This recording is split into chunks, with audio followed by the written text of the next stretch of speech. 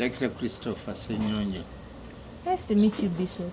Yeah. How has COVID-19 treated you as a person, but then also maybe your family members? As a person, it treated me. It was a very new experience. Staying at home when you don't like to stay. Yeah. At first, when it was almost complete lockdown, even you couldn't drive your private car. That was very hard. And when you wanted to go to see a doctor, for instance, my eyesight, now and then I needed to see my eyesight doctor. I couldn't. I wanted to have food, but I couldn't go to the village. I've got a farm. You go and pick the food yourself? I couldn't get food. So it wasn't easy. I'm not going to church. Yes. Yeah. But it has helped me to start home with my family, making my home my own church. So my small children and grandchildren have learned how to lead prayers. Okay. It's been wonderful. So it was not also bad? Not really bad. Every dark cloud has a silver lining. Sure. So there have been really some good things. Bishop, I know that, first of all, you're a bishop, and already by the fact that you're a bishop, people in the society definitely have to run to you. But then I also know that you're a man of the people, so, and you're a man of the community. Mm-hmm. In your community, the one that is close physically, maybe even the one that just the people you know in your contact phone, just in your community, the vulnerable people, how have you seen them affected by COVID? Well, food has been one big problem, because some of these people were depending on some people coming to give them something to eat. Yeah. And the people could no longer come. It was very difficult for them to come to support them. And some of these people needed help. And whenever possible, you could see them in need. And some people could come and ask you for some help. Yeah. So food has been the key problem, because many of these had somewhere to live. Yes. But food has been a big problem. And there was a time when they said they were supplying food, but unfortunately, it was, many people said they didn't find the food. And we wondered what really happened. What happened? We all wondered. So that's the problem. I'm going to cross you over to church, not even just church, but places of worship. From your perspective as a bishop, do you think we really had to go all this far without, I understand the other intense 3 months, but then later as things are, easing up a little bit, don't you think there has been a provision to at least have, we could say it's a Sunday, 10 services, it's a Friday, Juma Day, 10 Jumas, it's a Saturday, 10 Orthodox services. I understand. Don't you think that would have been an option to at least, because I know that church is not only for us to go and worship, but a place to, or places of worship too, but even just seeing people can be healing. I believe so. Don't you think we had that option a little bit? Yeah, see, one thing which has been happening and worrying me too is domestic violence. Yeah. People usually have very much helped spiritually. And when people are not feeling well spiritually, things really go wrong. Yeah. Yes, we have the mind, as it were, it is the bridge between the body and the spirit. And so if the spirit is not cared for, you are likely to have this, what is happening now. a lot of domestic violence, not only domestic. Some people really behave in a queer way. So I think there should be a time, maybe as come. I would say as come. Yes. Maybe it hadn't come. I think a time has come to have churches and mosques will be opened.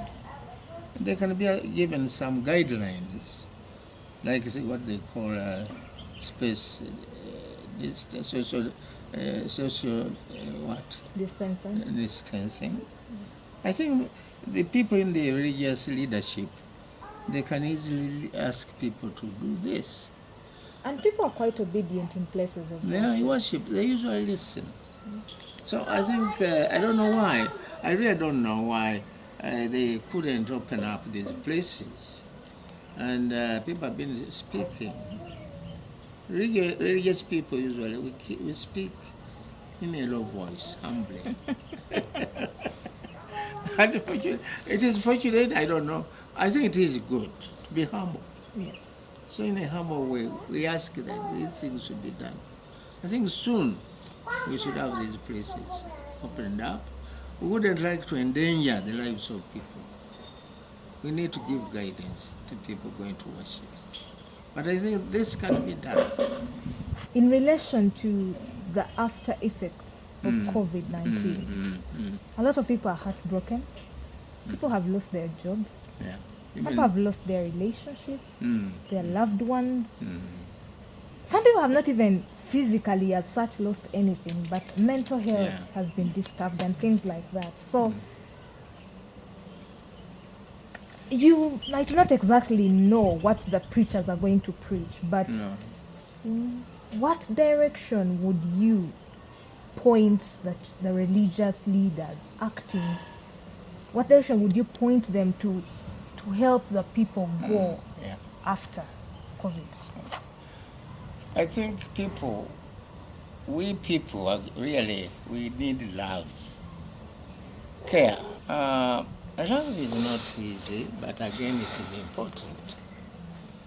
Because the Creator himself put in us that inner feeling, love. So people really need a lot of care.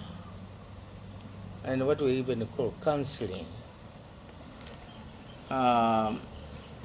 We should be very careful not to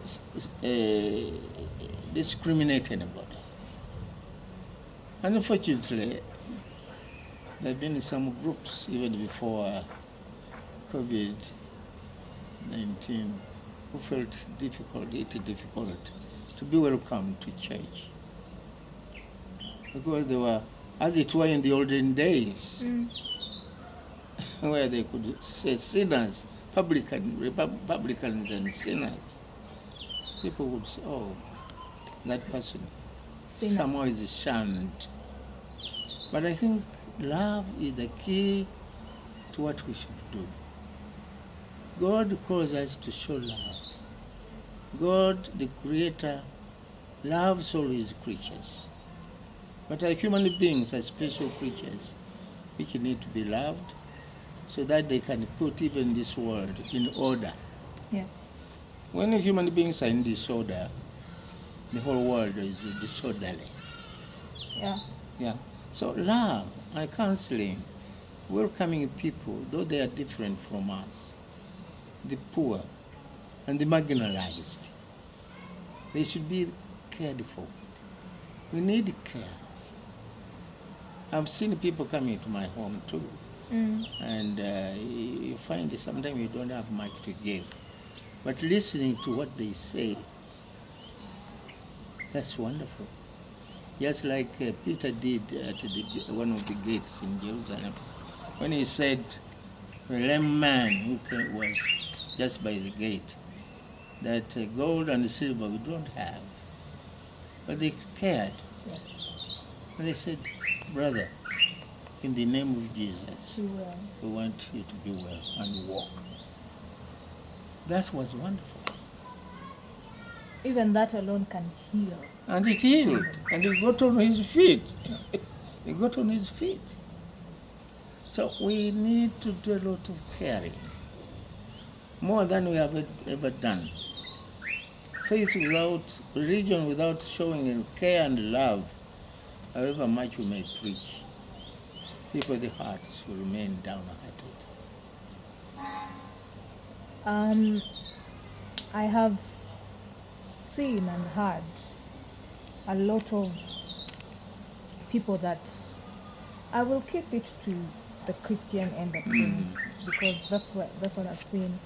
I've seen a lot of people complain that even in this COVID, where people don't have a lot to eat, still our religious leaders are urging us to give. I don't think it's a wrong thing, but maybe could it be the mode they used?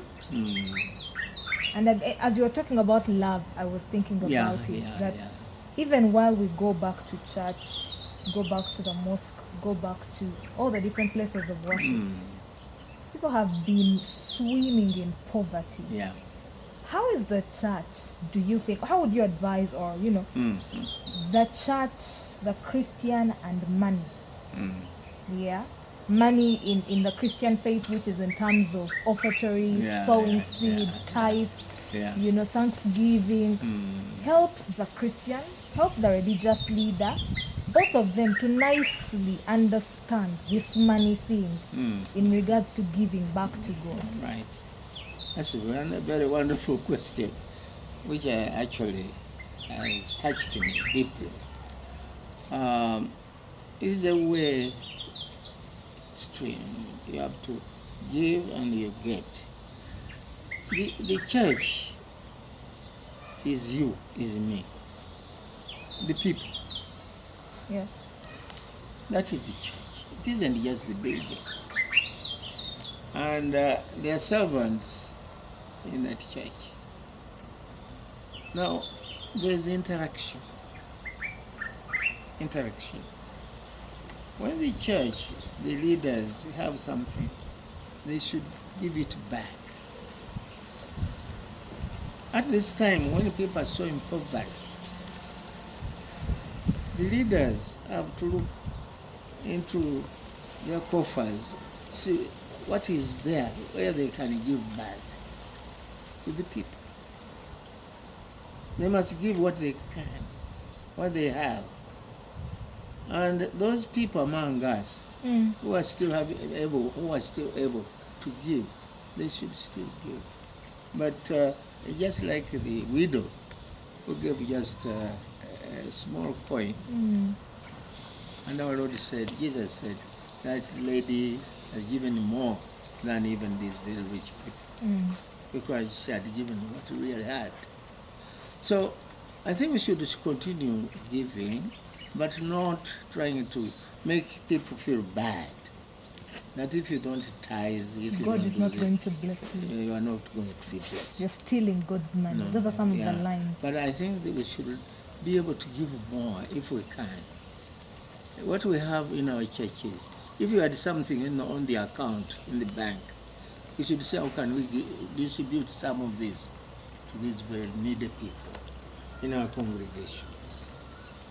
And then they can start living a better life and be able to give back.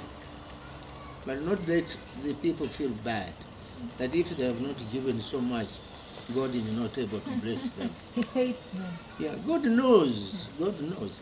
And I think people should know that if they are blamed, if we as also a religious leader, if we blame them for doing not something when they know they can't do it, they shouldn't be worried. Yes. They shouldn't. They should feel their conscience. What they feel in their conscience. If someone is able to give, however little, because these people, the other church people, leaders, also need something. Yes, they do. They do. Yeah. You know, we've been talking about other people who live because of what they do. And church leaders are just like that also. And the people who are feeding the church leaders are the people, the laity. Yes. Right? Yes. So we have to say how to balance this. what we can give as leaders, we should give it back. And what these other people can give. Among them, there's some well-to-do. Yes. They should give more. Yeah. Bishop, thank you so much for your time. You're welcome. I deeply appreciate it. God bless you.